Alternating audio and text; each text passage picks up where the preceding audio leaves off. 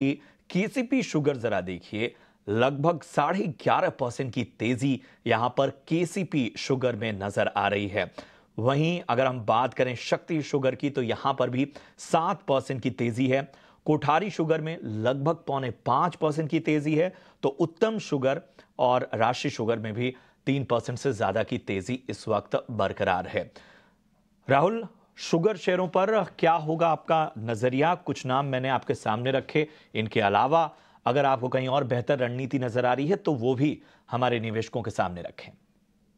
तो रेणुका शुगर्स का chart actually थोड़ा सा इंटरेस्टिंग लग रहा है। और अगर करंट जो कैंडल, आज का कैंडल ये 47-48 रेंज में क्लोज होता है, तो आपको एक और 3-4% आसानी से स्टॉक में मिलने को देख सकता है, अप टू 4870, 4880। तो Renuka sugars is something that is on our radar. Dhampur की अगर हम बात करें तो उतना कन्विक्शन नहीं आ रहा है लॉन्ग टर्म में। शॉर्ट टर्म में जैसे मैंने कहा कि प्रेफर्ड बेट रेणुका ही रहेगा।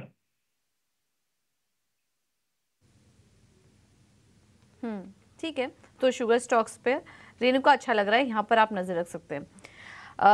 इस बीच ज्योति लैब्स में भी देखिए आज अच्छी तेजी यहाँ पर देखने को मिली। स्टॉक 8% ऊपर ज्योति लैब्स का कारोबार कर रहा है। किसी ने ट्रेडिंग के लिए लिया हो अगर राहुल जी तो क्या करें? ज्योति लैब्स में अब 11% ऊपर, माफ कीजिएगा 11% ऊपर अब आ चुका है।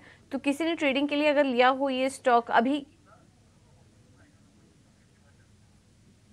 प्रॉब्लम ये है कि ज्योति का आज जो मूव हुआ है वो सस्टेन नहीं हुआ है। आप नोटिस कीजिएगा, एक्चुअली प्राइस 515 तक गया है और अभी 480 पे ट्रेड कर रहा है, जिसका मतलब है 6-7% हाई से स्टॉक गिर चुका है।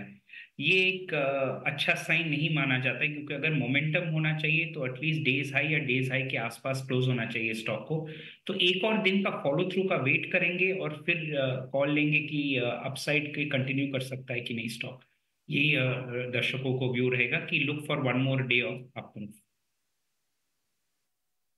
तो ये फिलहाल नजरिया ज्योति लैब्स पर आता हुआ। कुछ और स्टॉक्स पर फोकस करें जरा। एक नजरिया हम लेंगे स्टील स्टॉक्स पे भी। आज हम देख रहे हैं सेल में लगभग 4.25% की तेजी, गैलेंट मेटल लगभग 5% ऊपर और कामधेनु इस्पात में भी 2.25% की तेजी, एमएसपी स्टील में भी लगभग 2% की तेजी नजर आ रही है। किरिया साहब बताइए आपका नजरिया स्टील स्टॉक्स पे। देखिए ओवरऑल मेटल पैक में आई थिंक डॉलर इंडेक्स के कारण इसमें जो वीकनेस आई थी कहीं ना कहीं आज के ट्रेडिंग सेशन में हमें फेड आउट होते हुए दिख रही है। क्योंकि अगर जो मैं इन पर्टिकुलर अगर जो मैं एक स्टॉक की मैं बात करूं जो स्टील अथॉरिटी ऑफ इंडिया जिसका आपने जिक्र किया, तो स्टील अथॉरिटी ऑफ इंडिया 150 से लेके 115 तक का एक शार्प करेक्शन ऑलरेडी दे चुका है और हमें लगता है कि कहीं ना कहीं वो ये शार्प करेक्शन के कारण अपने 40 डे एवरेज के आसपास आ गए हैं। मेरे को लगता है कि एक 40 डे का average long term support short to medium term में एक सपोर्ट के तौर तरीके से काम करता है। तो मेरे को लगता है कि ये जो रिसेंट करेक्शन आया है, मेरे को लगता है फर्दर डाउन साइड नहीं है, यहाँ से हमें एक डेफिनेटली रिप्लेसमेंट देखने मिल सकता है ये स्टॉक में। इसके लिए स्टील अथॉरिटी ऑफ इंडिया पे किसको लॉन्ग जाना है, तो मेरे को लगता है कि 115 का स्टॉप लॉस के साथ लॉन्ग जा सकते हैं। और ऊपर में मेरे को लगता है कि इनिशियली 130 132 तक का इसमें एक रिट्रेसमेंट हम देखने मिल सकता है। इसके लिए मेटल स्टॉक्स में ओवरऑल एक पुल बैक या तो रिट्रेसमेंट रैली के लिए खेल सकते हैं। ठीक है। तो ये है सलाह सेल पर। राहुल जी एमआरपीएल के चार्ट एक बार देखिए, 9% ये स्टॉक ऊपर अब आ चुका है। 200 के पास कारोबार कर रहा है स्टॉक। क्या करें? मौजूदा स्तर पर ट्रेड लेना चाहिए या फिर जिनको मुनाफा हो रहा है वो निकल जाएं स्टॉक से? मेरा तो सलाह होगा कि चार्ट तो बहुत ही बेहतरीन लग रहा है और आज का मूव फर्दर वैलिडेट करता है कि चार्ट का स्ट्रक्चर बहुत ही स्ट्रांग है। तो होल्ड करना चाहिए। एक स्टॉप लॉस में दे दूंगा।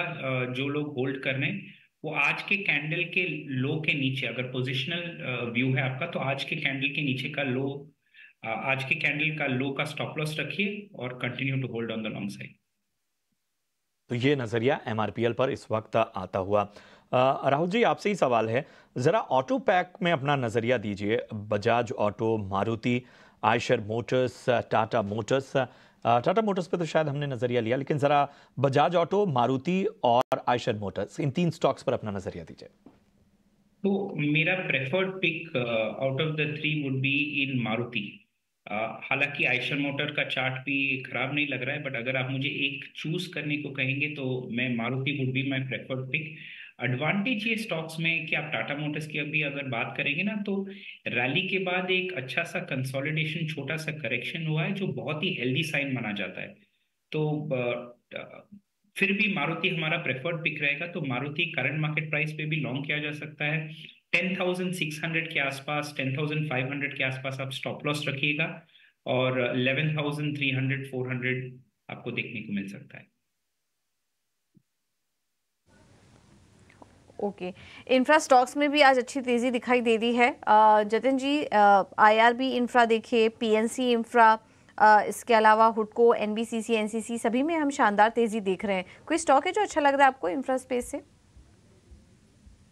एज अ डिस्क्लोजर मैं कहना चाहता हूँ कि आईआईबी इंफ्रा हमारे हाउस ने रेकमेंड किया हुआ था आज के ट्रेडिंग सेशन में। इसके लिए आईआईबी इंफ्रा मेरे को लगता है कि रिसेंट का जो करेक्शन आया था वो अपने सपोर्ट पे आके फिर से एक ऊपर की तरफ एक रैली स्टार्ट कर दिया है। तो मेरे को लगता है कहीं ना कहीं ओवरऑल ये जो मोमेंटम आज के ट्रेडिंग सेशन में हमें देखने मिला है वो अगले 1-2 दिनों तक कंटिन्यू रह सकता है। इसके लिए अगर जो किसको इंफ्रा स्पेस में से किसको पोटेंशियल या तो अच्छा स्टॉक अगर जो मेरे को रेकमेंड करना है तो डेफिनेटली आईआईबी इंफ्रा होगा। मेरे को लगता है कि 70-72 तक का इसमें अभी भी अपसाइड पोटेंशियल है, और इसमें मैं स्टॉप लॉस एक 63 का सजेस्ट करना चाहूंगा। इसके लिए इंफ्रा स्पेस में से आईआईबी इंफ्रा एक प्रेफर्ड पिक होगा। बीच बीपीसीएल 5% ऊपर आ चुका है। एसबीआई, ओएनजीसी, कोल इंडिया, टाटा स्टील में अच्छी तेजी, सरकारी कंपनियों में अच्छी तेजी हम देख रहे हैं। और कमजोरी है आज फार्मा और आईटी में। टेक महिंद्रा 3% नीचे, सिप्ला, डॉक्टर रेड्डीज, इन्फोसिस और एचडीएफसी बैंक ये कमजोरी के साथ कारोबार कर रहे हैं।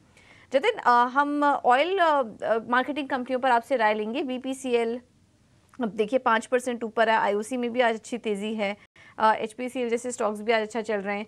क्या व्यू बन रहा है आपका इन कंपनियों पर? क्या कोई ट्रेड लेना चाहिए? हाँ देखिए, first of all good afternoon everybody. तो हमारा जो शेर खान रिसर्च टीम का व्यू है कि कहीं ना कहीं ऑयल मार्केटिंग कंपनीज में रिसेंटली हमने जो एक थोड़ा करेक्शन देखा हुआ था वो ओवरऑल ब्रॉड मार्केट के इन लाइन है। और मेरे को लगता है कि जो ओवरऑल सेटअप है या तो ट्रेंड है वो कहीं ना कहीं high top high bottom formation का जो ट्रेंड है वो अभी भी इंटैक्ट है। इसके लिए मेरे को नहीं लगता है कि कोई ट्रेंड रिवर्सल का साइन है। हाँ, अगर अगर जो थोड़ा साइडवेज कंसोलिडेट हो सकता है, लेकिन ओवरऑल जो ट्रेंड है इसमें अभी भी बुलिश है। इसके लिए जो भी ऑयल मार्केटिंग कंपनीज की आप जो जिसका जिक्र कर रहे हैं, एचपीसीएल, बीपीसीएल, आईओसी, मेरे को लगता है अभी भी इसमें निचले स्तरों से जो आज के ट्रेडिंग सेशन में हमें बाइंग इंटरेस्ट देखने मिला है वो आगे जाते हुए भी कंटिन्यू रह सकता है। इसके लिए अगर जो मैं एक ट्रेड सजेस्ट करना चाहूँ तो हिंदुस्तान पेट्रोलियम पे होगा। तो हिंदुस्तान पेट्रोलियम में रिसेंटली एक करेक्शन आया था अराउंड 20 डे मूविंग एवरेज के आसपास, और वहां से हमने एक शार्प रनअप देखा है। तो जब तक 20 डे में होल्ड करता है जो तकरीबन अराउंड 485 के लेवल्स के आसपास है, तो मेरे को लगता है जब तक ये होल्ड करता है तो मेरे को लगता है लॉन्ग साइड की तरफ ही ट्रेड लेना चाहिए। ऊपर में शॉर्ट टर्म में 550 तक के हम टारगेट्स ये स्टॉक में देख रहे हैं। इसके लिए लॉन्ग साइड की तरफ हिंदुस्तान पेट्रोलियम प्रेफर्ड पिक होगा। ठीक है, तो ये नजरिया ऑयल मार्केटिंग शेयर पर और एक बेहतर रणनीति केडिया साहब की तरफ से आती हुई। चलिए।